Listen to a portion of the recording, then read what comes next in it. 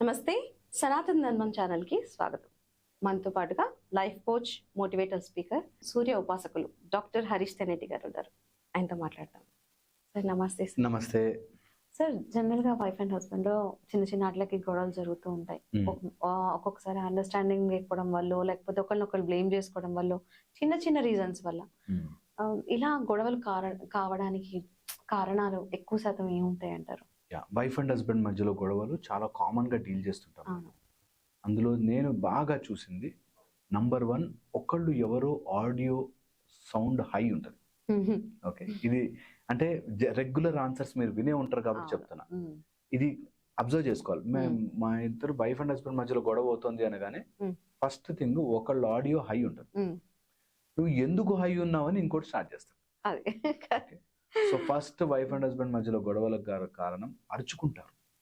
For no reason voice raise చేసి నేను కరెక్టో అని చెప్పుకునే దాంట్లో ఉంటారు. ఈ మహామాయ రోగాన్ని వైఫ్ అండ్ హస్బెండ్ అయిపోగానే తీసేయాలి. నేను ఎప్పుడు చెప్తుంటాను, between wife and husband there is no right or wrong. నేను రైట్ అని ప్రూవ్ చేయాలని ట్రై చేసినప్పుడు భార్యాభర్త మధ్యలో ఎవరు రైట్ అని ప్రూవ్ చేసుకోవాలని ట్రై చేసినా ఓకే, వెంటనే ఇద్దరు ఓడిపోతారు. వైఫ్ కరెక్ట్ అని ప్రూవ్ చేసుకుని గెలిచిన, హస్బెండ్ కరెక్ట్ అని ప్రూవ్ చేసుకుని గెలిచిన. సో ఎప్పుడు కూడా రైట్ ఆర్ రాంగ్ అనే దాంట్లో డిస్కషన్ లో పడవద్దు. ఎవరు కరెక్ట్, నేను చేసింది కరెక్టా కాదా నువ్వు చెప్పు అనే దాంట్లోకి వెళ్ళకూడదు. ఎందుకంటే కరెక్టా కాదా అని రాగానే నేను తప్ప, నేను నీకంత చులకనయ్యానా అనేది వచ్చేస్తుంది. సో ఖచ్చితంగా అయ్యో ఎంత తప్పు చేశాను చంపలేసుకోరు. నువ్వు అప్పుడు అది చేయలేదా, మరి ఇప్పుడు ఇది చేయలేదా అని వస్తారు. అన్ని పాత చదువుకుంటూ వస్తారు. న్యాచురల్ అది. చాలా మందికి అర్థం కాదు ఈ సింపుల్ పాయింట్. నువ్వు చెప్పగానే అవునా, అరే రే నువ్వు ఎంత మంచిదానివి, నేనే చెడ్డవాడిని అని ఎవ్వడు. సో అందుకని ఆ సౌండ్ తగ్గించి నేను కరెక్టా కాదా అనే దాంట్లో పడద్దు. చాలా మంది మాకు ఫోన్ చేసిన, మదర్ కౌన్సిలింగ్ వచ్చిన అడిగేది, నేను కరెక్టే కదా సార్, కరెక్టే, నేను నీకు రాసి స్టాంప్ వేసి ఇచ్చా, ఏం చేసుకుంటావు కరెక్ట్నెస్, కుటుంబం కూలిపోతుంది. అందుకని వెరీ వెరీ ఇంపార్టెంట్, కరెక్ట్ ఎవరు అనే దాంట్లోకి వెళ్ళదు. ఎంత గొడవని సప్రెస్ చేసేసి, ఎంత స్మాల్ చేసేసి వాళ్ళ మానానికి వాళ్ళని వదిలిపెట్ట అదే తగ్గుతుంది. ఇది ఒక ఆస్పెక్ట్.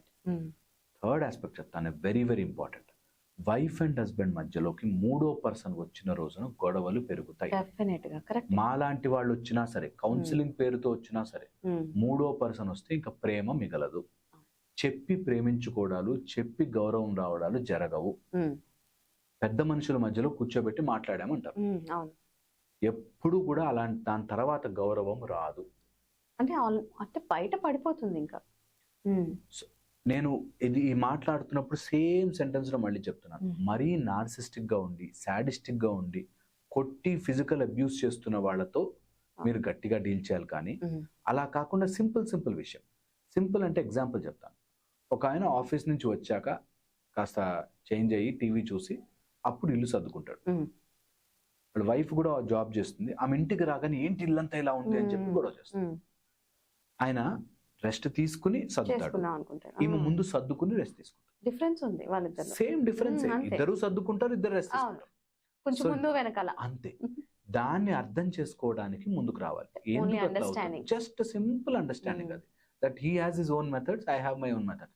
నా మెథడే కరెక్ట్ అనే దాంట్లోకి వెళ్ళిన రోజున గొడవలు పడుతూనే ఉంటారు. ఇది తప్పదు.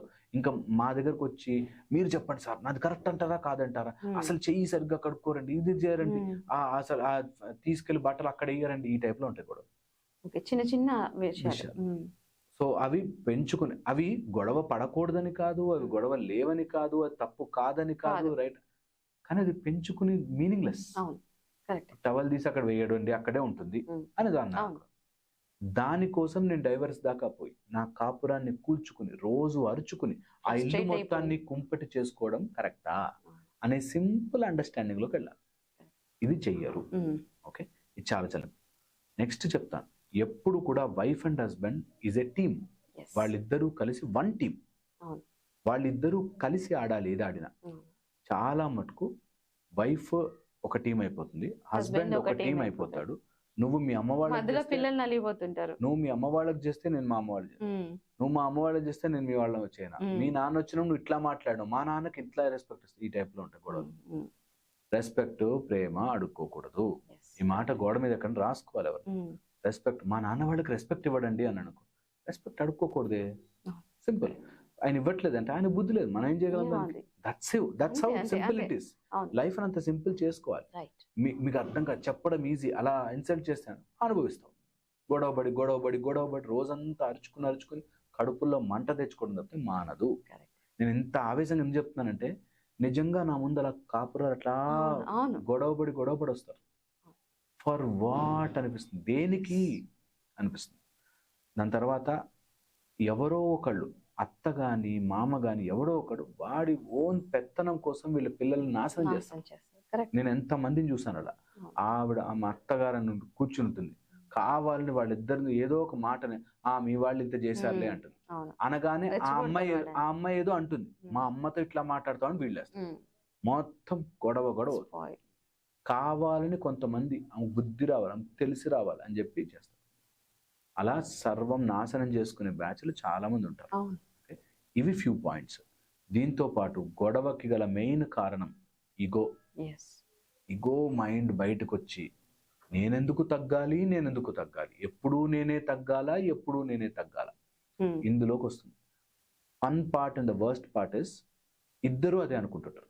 నేను ఇన్ని రోజులు తగ్గాను కదా, నేను ఇన్ని రోజులు తగ్గాను కదా, ఇద్దరు అనుకుంటారు. అక్కడ గొడవలన్నీ పెరుగుతాయి.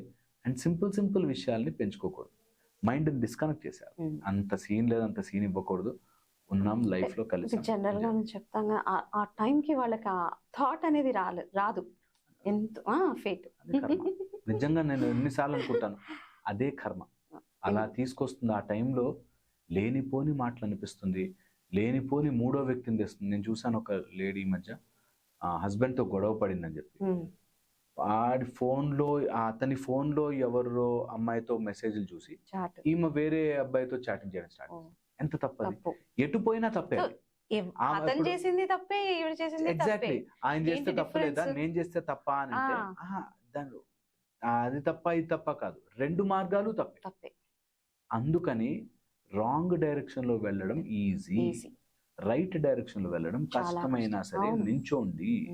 నువ్వు ఒకవేళ గనక అలా డివియేట్ అవుతున్న ఎవరైనా ఉన్నారనుకో నీ లైఫ్ లో, check them off, throw them out, వదిలే, ఏం కాదు.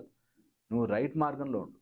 నేను ఎప్పుడు చెప్తాను, వ్యసనము బారిన పడిన రాంగ్ చేసినా మనం రైట్ మార్గంలో ఉండడం కరెక్ట్. అట్లీస్ట్ నువ్వు కరెక్ట్ చేసేసి వదిలే, దాని తర్వాత ఏమైనా చేసుకోవచ్చు. సో అందుకనంటే వ్యసనం బారిన పడిన వాడు, ఓకే, మనని మోసం చేసి వేరే వాళ్ళతో ఉన్నప్పుడు, మనని అబ్యూజ్ చేస్తున్నప్పుడు, కొడుతున్నప్పుడు, ప్లీజ్ అది డేంజరస్ ట్రాప్, అందులోంచి బయటకు వచ్చేయండి. ఇంతే సింపుల్. మిగతావి ఏమున్నా సరే తర్వాత చూసుకోవచ్చు. బికాస్ నువ్వు వెళ్ళావు, నేను వెళ్తా, నేను నాకేం తక్కువ, ఇందులోకి పోయి అటు తిప్పి వీళ్ళ మీదకే తోస్తారు మిస్టేక్. నువ్వు ఎలా చేస్తావని మిస్టేక్. సో అందుకని థర్డ్ పార్టీ, వేరే ఆపోజిట్ జెండర్ వీళ్ళతో అట్రాక్షన్ లోకి పడవద్దు. దీనివల్ల కాపురాలు కూలిపోతాయి. ఇది రిలేషన్షిప్ లో జరిగే గొడవ. ఇంకా చాలా ఉన్నాయి చెప్పుకుంటే, బట్ బేసిక్ గా. Thank you sir, thank you so much.